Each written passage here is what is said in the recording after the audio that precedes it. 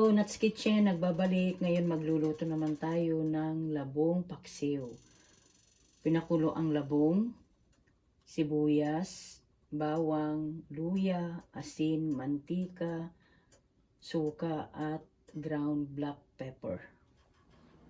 Hugasan natin siya sa pamamagitan ng malamig na tubig at atin siyang pigain ng 3 beses. Pagkatapos nating lutuin itong bamboo shoot, salain natin siya sa pamamagitan ng salaan. Pagkatapos nating salain ang bamboo shoot, itapon natin ang pinaglutuan. At hugasan natin ito sa pamamagitan ng malamig na tubig. Narito na ang ating pinigang bamboo shoot o kaya labong. Lagay tayo ng mantika.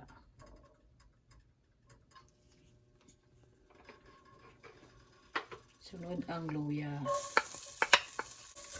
Lutuin hanggang mag-golden brown. Lagay natin ang sibuyas. Sunod natin ilagay ang bawang. Haluin natin. Sunod na ilagay ang pinakuloang labong. Lutuin natin hanggang mag-golden brown.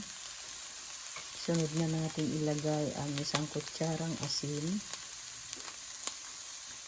Sunod ang paminta.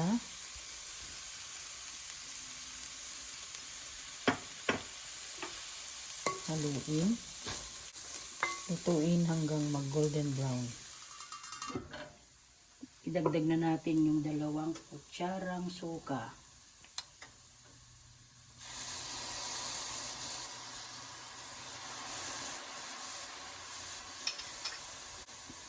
Haluin.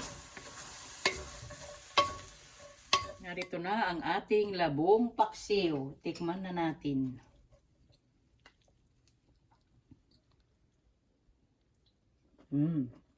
Masarap.